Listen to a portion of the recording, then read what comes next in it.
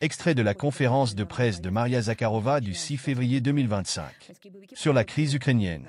Les combattants ukrainiens poursuivent leur terreur contre la population civile et les infrastructures civiles des régions russes. Les 29 et 30 janvier, les forces armées ukrainiennes ont tiré plus de 30 obus, notamment à sous-munitions, sur un quartier résidentiel de Kremenaya, République populaire de Lugansk. 2 personnes ont été blessées. Des maisons et des installations sociales ont été détruites. Du 31 janvier au 3 février, Gorlovka, République populaire de Donetsk, a subi des bombardements d'artillerie massifs et des attaques de drones. 30 personnes ont été blessées, 2 hôpitaux, un centre oncologique et un centre de protection maternelle et infantile ont été endommagés. Les bandéristes continuent leur chasse aux civils dans la région de Koursk, notamment à l'aide de drones. Le 30 janvier, 2 civils ont été blessés suite à l'impact d'un obus sur une maison dans le village de Voronok, district de Rilsk. Le 31 janvier, dans le village de Snagost du district de Koronevo, un drone ennemi a frappé un véhicule civil. 2 personnes sont mortes et une a été blessée. Le même jour, dans le village libéré de Nikolaïevo-Darino du district de Soudja, un drone a blessé 3 habitants alors que les militaires russes les évacuaient d'un sous-sol où ils se cachaient des nazis ukrainiens. Le 29 janvier, dans la région de Belgorod, dans le village de Razumnoï, une femme et son enfant de 2 ans sont morts suite à l'impact d'un drone sur une maison résidentielle. Du 31 janvier au 3 février, les attaques de drones ukrainiens sur des véhicules civils et des localités de la région ont fait 2 morts et 12 blessés parmi les civils.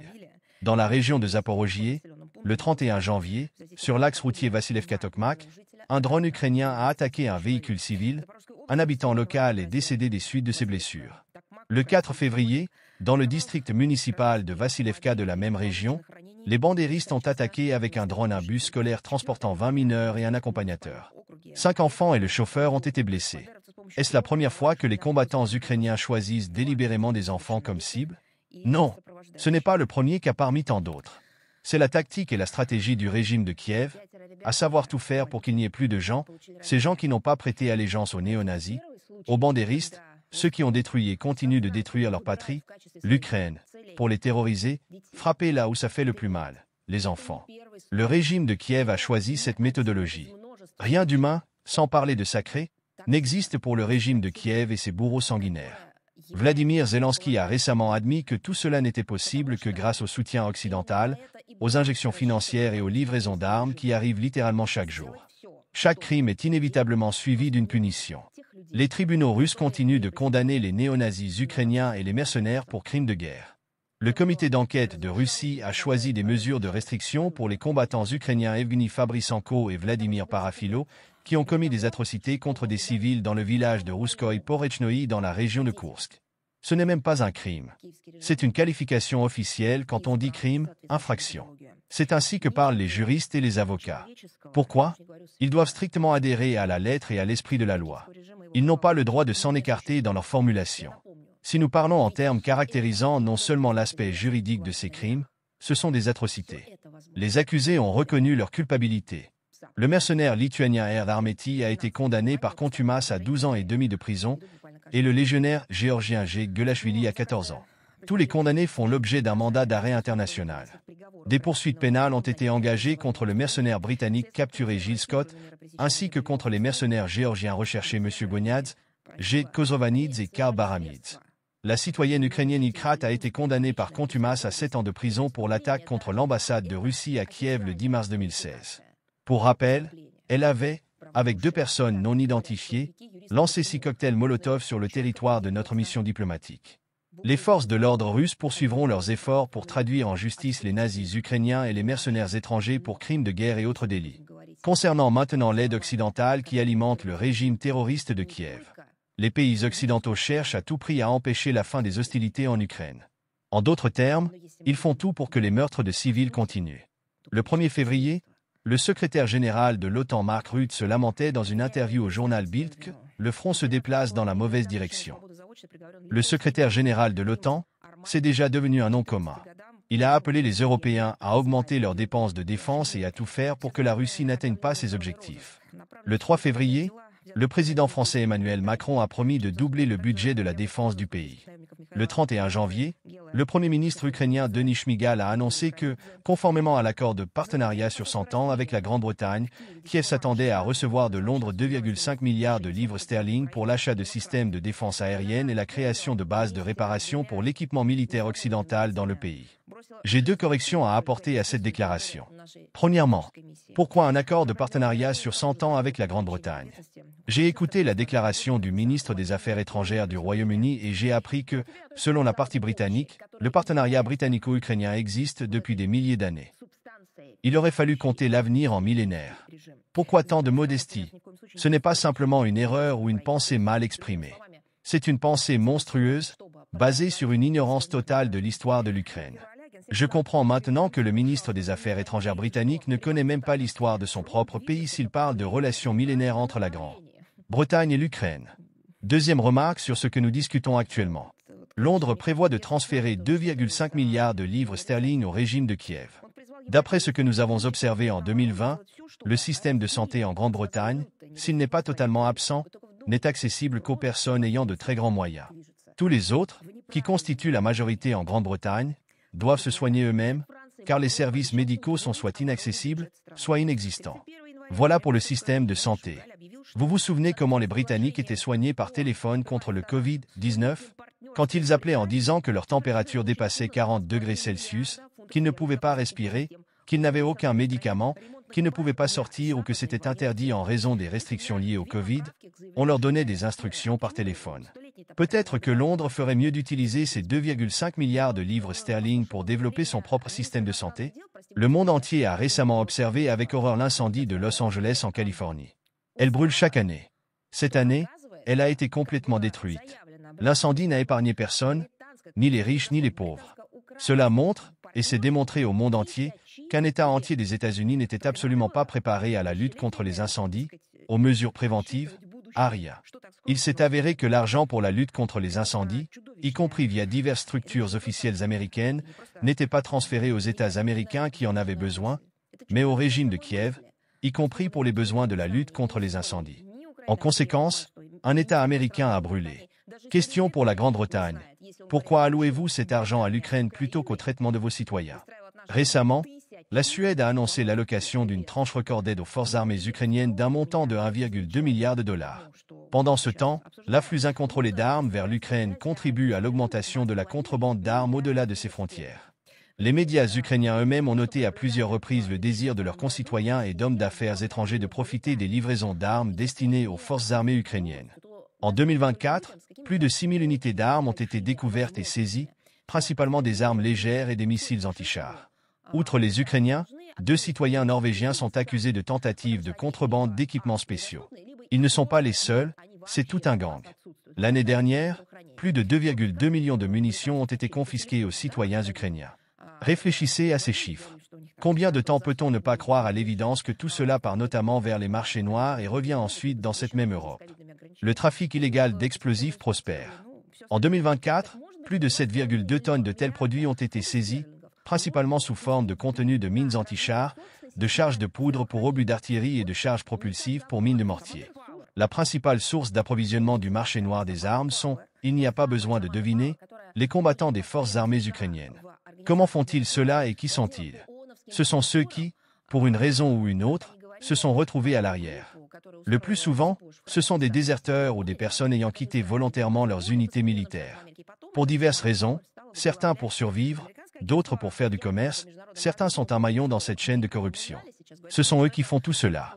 Maintenant, en ce qui concerne le financement de l'Ukraine, le secrétaire d'État américain Marco Rubio a déclaré dans une interview à la journaliste américaine Megyn Kelly le 31 janvier. Le plus grand mensonge était de convaincre les gens que l'Ukraine pourrait non seulement vaincre la Russie, mais aussi la détruire, la ramenant à l'état dans lequel le monde se trouvait en 2012 et 2014. Ces derniers 18 mois, on nous a demandé de financer une impasse. L'Ukraine a été repoussée de 100 ans en arrière. Du point de vue du président, c'est un conflit prolongé, et il doit se terminer maintenant. Permettez-moi une remarque. L'actuel secrétaire d'État américain Marco Rubio ne parlait pas d'extraterrestres ni de figures politiques abstraites, mais de ses prédécesseurs. Il parlait de ceux qui, pendant plusieurs années, et de nombreuses années avant cela, ne contrôlaient pas seulement la situation autour de l'Ukraine, ils la provoquaient, créaient les conditions pour qu'à un moment donné tout s'enflamme. Quant à Vladimir Zelensky, s'orientant selon la conjoncture du moment, il s'est mis à réfléchir au format de négociation potentiel avec la Russie, qu'il s'est lui-même législativement interdit de mener en septembre 2022. Maintenant, il insiste sur le scénario d'adhésion de l'Ukraine à l'OTAN comme la garantie de sécurité de l'Ukraine la moins chère pour tous. Il a dit que dans le cas contraire, il aurait besoin d'armes nucléaires. C'est morbide, absurde, cela dépasse complètement les bornes. Les journalistes américains eux-mêmes en parlent.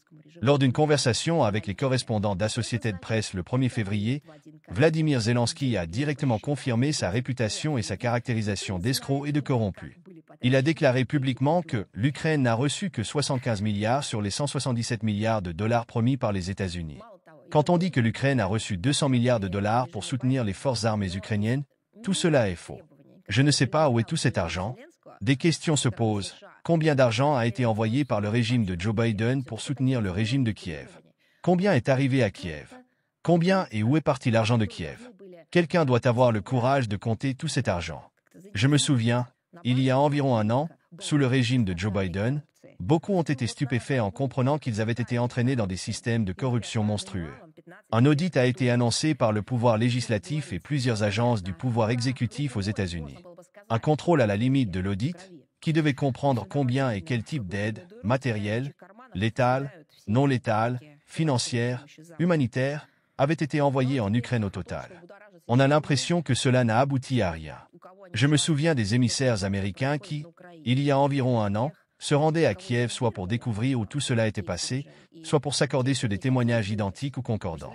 Tout cela indiquait le contraire, le fait qu'il n'y avait aucun audit, aucune vérification en vue, et que c'était simplement un système de corruption mondiale colossal qui avait été développé, puis mis en œuvre par les ultralibéraux américains. Dans ce contexte, nous avons remarqué les récentes révélations sur les réseaux sociaux de Samantha Power, directrice de l'Agence américaine pour le développement international, USAID, dissoute par Donald Trump. Celle-là même qui, en tant que représentante permanente des États-Unis à l'ONU, avait conduit dans les couloirs de l'ONU le groupe de punk qui avait fait du tapage dans la cathédrale du Christ Sauveur. Ils avaient même fait des tournées aux États-Unis. Puis cette même Samantha Power est devenue directrice de l'agence américaine soi-disant pour le développement international. Ce que nous en avons appris maintenant montre que c'était précisément une agence d'ingérence dans les affaires intérieures d'autres États et de changement de régime dans plusieurs pays. En 2023, Samantha Power se vantait publiquement d'avoir envoyé 15 milliards de dollars au régime de Kiev. De quoi se vantait-elle? Du montant de la somme, de la quantité d'argent, pas seulement. Elle soulignait particulièrement, pour ceux qui ne sont pas au courant, qu'elle et son agence USAID avaient envoyé cet argent en espèces. Cela vient d'une représentante des États-Unis. Ces dernières années, quand quelqu'un sortait un billet de 100 $ de son portefeuille, les gérants du magasin accouraient pour regarder. De plus, dans certains magasins, on appelait les gérants en chef ou même la sécurité pour interroger la personne sur les raisons pour lesquelles elle payait en espèces d'une si grande valeur, alors qu'il est habituel de payer par carte, de crédit ou de débit. La représentante officielle des États-Unis souligne publiquement qu'ils ont envoyé 15 milliards de dollars en espèces au régime de Kiev. Qu'est-ce que cela signifie? C'est un aller simple. Cet argent ne peut être ni compté ni tracé, personne ne sait où et comment ces billets ont été dépensés. Je me souviens que même sous le régime de Joe Biden, l'une des rares exigences imposées au régime de Vladimir Zelensky par les États-Unis, qui permettait pratiquement tout, était de faire au moins une tentative, que Kiev devait s'efforcer de faire, de lutte contre la corruption totale. Apparemment, c'est pour cette lutte que les 15 milliards de dollars ont été envoyés en espèces. On pourrait dire que, une main lave l'autre. Sauf que ces mains sont couvertes de sang. Il est évident depuis longtemps dans quel trou noir finissent et dans quelle poche se retrouvent les flux d'aide financière substantielle de l'Occident. Maintenant, parlons de ce qui agite actuellement la raison de ceux qui en ont encore et qui comprennent ce qui se passe en Ukraine. Je parle de ceux qui ont été endoctrinés par le régime de Kiev et qui ne voulaient pas penser, se privant volontairement de raison. Maintenant, ils commencent soudainement à ouvrir les yeux. La situation dans l'armée ukrainienne devient vraiment critique et déplorable pour eux.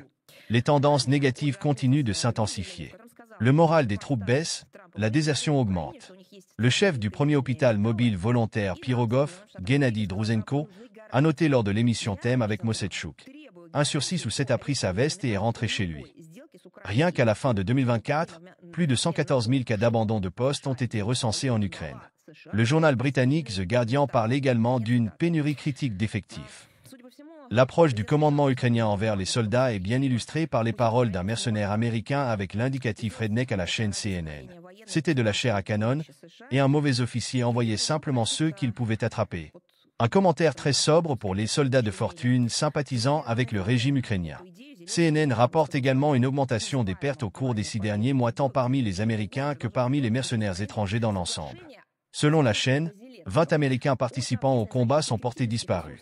De plus, les corps d'au moins 5 soldats américains n'ont pas pu être évacués à temps du champ de bataille. Les experts estiment que l'augmentation du nombre de chiens sauvages, comme on appelle les mercenaires étrangers, tués et disparus est liée à l'envoi de combattants recrutés à l'étranger sur les sections les plus difficiles et dangereuses du front, où l'expérience militaire est nécessaire, étant donné ce que nous savons de la façon dont les citoyens ukrainiens sont maintenant envoyés au front. Auparavant, les unités d'élite où servaient les étrangers étaient en réserve et n'étaient engagés dans les combats que de manière ponctuelle. Maintenant, dans la région de Koursk, ils tiennent le front ukrainien. Leur concentration dans la zone frontalière de Koursk est la plus élevée dans les forces armées ukrainiennes. Selon le service de presse de la Maison-Blanche, le 3 février, le président américain Donald Trump a annoncé un certain grand progrès réalisé dans le dossier Russie-Ukraine, mais n'a pas précisé ce dont il s'agissait. Auparavant, il s'était fait remarquer par une autre déclaration dans laquelle il disait « Nous disons à l'Ukraine qu'ils ont des métaux de terre rares précieux, et nous avons besoin de garanties. J'exige des garanties sur les métaux de terre rares dans tout accord avec l'Ukraine.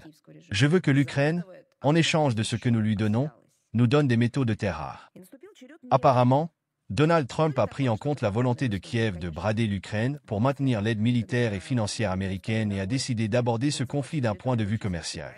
Sous une forme voilée, Vladimir Zelensky a exprimé cette idée dans son plan de victoire en octobre 2024, proposant aux partenaires de conclure avec l'Ukraine un accord sur la protection conjointe des ressources critiques du pays, l'investissement conjoint et l'utilisation du potentiel économique ukrainien. Il s'agissait notamment des métaux de terre rares, uranium, titane, lithium, etc. Le 4 février, Vladimir Zelensky s'est empressé d'assurer Washington de sa volonté de développer conjointement ses ressources minérales et a exprimé sa gratitude aux États-Unis pour leurs efforts dans la protection de l'Ukraine. Ce que Donald Trump a dit à Vladimir Zelensky ne ressemble pas tant à un accord qu'à l'ordre rapporte. Et le régime de Kiev l'exécute bien. Les Américains convoitent depuis longtemps les richesses naturelles de l'Ukraine. Avec l'aide du régime corrompu de Kiev, ils ont réussi sans grand effort à s'approprier notamment l'agriculture, y compris les terres fertiles. Maintenant que le terrain est préparé, ceux qui sponsorisent le régime de Kiev regardent ce qu'il reste encore. C'est autour du sous-sol. Y a-t-il eu quelque chose de similaire dans l'histoire? Bien sûr. Pendant la Seconde Guerre mondiale, le territoire de l'Ukraine soviétique a été occupé et les nazis se sont mis à piller l'économie nationale de la République. Ils emmenaient le bétail et exportaient le sol fertile d'Ukraine. Nous en avons parlé à plusieurs reprises. Maintenant, tout cela se passe sans violence, car le régime de Kiev donne tout volontairement. En 2024, Vladimir Zelensky a proposé tout cela pour un développement conjoint. Mais nous comprenons bien que, étant ligotée par des dettes et détruite de l'État à l'industrie, l'Ukraine ne peut rien faire conjointement avec qui que ce soit. Et que tout cela était simplement proposé à prendre, pourvu que cela à Kiev reste au pouvoir. Toute cette agitation verbale ressemble à un bruit blanc. Il faudrait leur poser à tous la question de savoir ce qui, dans tout cela, appartient à l'Ukraine, ce qui est contrôlé par le régime de Kiev, et ce qui n'est déjà plus leur territoire. Pourquoi faut-il faire cela? Pour que ceux qui, y compris à Washington, calculent et abordent cette question d'un point de vue commercial, fassent des calculs, comptent l'argent, comprennent que ce que Vladimir Zelensky leur propose, il ne l'a pas. Le massacre monstrueux des monuments aux soldats soviétiques continue. Les nazis ukrainiens deviennent simplement enragés à la vue des monuments encore présents en Ukraine qu'ils associent à notre pays. Ils ont raison, bien sûr. Qui garde la mémoire historique? Qui défend pleinement la mémoire des héros de la Grande Guerre patriotique et de la Seconde Guerre mondiale? Bien sûr, la Russie et ses citoyens. Cette fois, les nazis ukrainiens ont profané le mémorial installé à Odessa en l'honneur des personnalités russes de la culture et de la science. Alexandre Pouchkine, le peintre Mikhail Vroubel, le mathématicien Alexandre Lyapunov et le physiologiste Ivan Sechenov les dérangeaient. Ils ne pouvaient tout simplement pas vivre avec leur monument. Le 27 janvier à Kiev, ils ont démonté le monument à l'éminent physiologiste russe et soviétique, lauréat du prix Nobel Ivan Pavlov. Expliquant leur décision, il fallait bien dire quelque chose, le conseil municipal de la capitale a déclaré « Malgré la contribution de ce scientifique à la science, sa figure est liée au narratif impérial. Si on démolit les monuments, détruit l'histoire, la culture et la science, alors ensuite c'est l'analphabétisme total. Je rappelle à ces ignorants, qui pensent et hochent docilement la tête quand on leur raconte que le partenariat britannico-ukrainien existe depuis des milliers d'années, qu'Ivan Pavlov est un scientifique de renommée mondiale, reconnu de son vivant comme le doyen des physiologistes du monde. Il n'y a pas de figure comparable à lui, même de loin, dans les milieux scientifiques de l'Ukraine aujourd'hui. La démolition du monument à Ivan Pavlov témoigne de l'absence totale de réflexes conditionnels chez ceux qui sont au pouvoir à Kiev et démontre la profondeur de la chute de la société où cela se produit. Il n'y a pas que l'âme qui n'existe plus, il n'y a même plus de réflexes. Où est l'absurdité de la situation? Ils ont démoli le monument à Ivan Pavlov. Mais ces réalisations scientifiques sont restées dans la science mondiale et seront utilisées notamment en Ukraine. Ces travaux scientifiques sont demandés maintenant, l'été avant et le seront après. Que vont-ils faire? Renommer Ivan Pavlov? Simplement dire celui qui parlait des réflexes? Savez-vous comment cela s'appelle? C'est la vulgarité brutale qui est littéralement devenue la devise et la philosophie du régime de Kiev. Les faits énumérés et beaucoup de choses dont nous allons parler aujourd'hui confirment une fois de plus la pertinence de l'opération militaire spéciale pour la dénazification et la démilitarisation de l'Ukraine et l'élimination des menaces émanant de son territoire. Comme l'ont déclaré les autorités russes, tous ces objectifs seront atteints.